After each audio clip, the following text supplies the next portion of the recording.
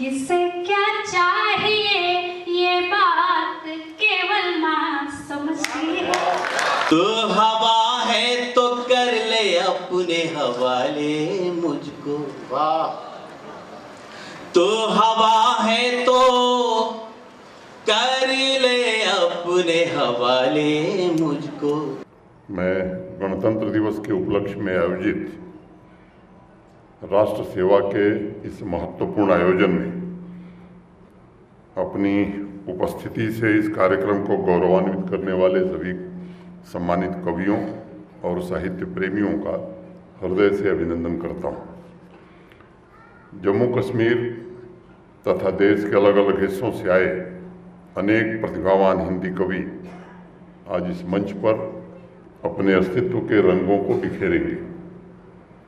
मैं जम्मू कश्मीर की इस पवित्र धरती पर सभी महान प्रतिभाओं हस्तियों का एक बार पुनः स्वागत करता हूं। मेरे लिए इस उत्सव में सबसे बड़ी दुविधा ये होती है कि जल्द से जल्द आपका स्वागत सत्कार करके मंच से मैं विदा हो जाऊं और मंच कवियों को सौंप दूं, क्योंकि कवि सम्मेलन में अगर मंच और माइक कवि के हाथ में न हो तो स्थिति कभी भी विस्फोटक हो सकती है। बाकी किसी प्रहार से तो बचने की आदत हमारी हो गई है, लेकिन कवि के प्रहार से बचना और निकलना ये बड़ा दुष्कर कार्य है। इसलिए संक्षेप में ही मैं चंद बातें कह के आपसे विदा लूँगा और जिस कार्यक्रम के लिए आप आए हैं उसका आप आनंद लें। मैं समझता हूँ आप भी यही चाहते होंगे। मुझे लगता है कवि सिर्फ सृजनकर्ता रचनाकार ही नहीं है, बल्कि कवि हमारी सभ्यता, हमारी संस्कृति, हमारे संस्कारों का रक्षक भी है। सदियों से इस देश में अगर सामाजिक चेतना ने अपने परम शिखर को छुआ है तो उसके पीछे जो प्राण शक्ति थी वह कवि ही थे, कलाकार ही थे और लेखक थे। हर एक पीढ़ी को ये समझने की आवश्यकता है कि कवि छंदों, तुकबंदी, शब्दों से खेलने वाले केवल बाजीगर नहीं हैं।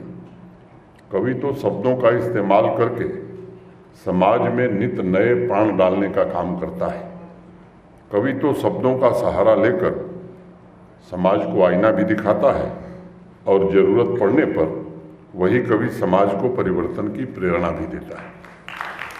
सही मायने में कवि एक ऐसा क्रांतिकारी है जो राष्ट्र की परंपरा का पोषण करते हुए समाज के सभी वर्गों को आपस में जोड़ता है, बिखरी हुई शक्तियों को इकट्ठा करता है और भाषाओं की भिन्नता के बावजूद एक भाव से इस संसार के अनमोल तथ्यों को उद्घाटित करने का काम भी करता है। कवि तो एक माली है जो अपने शब्दों को समाज की जमीन में बोता है और नए चित्त की फसल काटकर उसे वापस समाज को ही सौंप देता है। कवि तो एक संत की तरह है जो ज्ञान की सीमा को असीमित बनाने के लिए, अपने जीवंत अनुभव साझा करने के लिए सदैव तत्पर रहता है।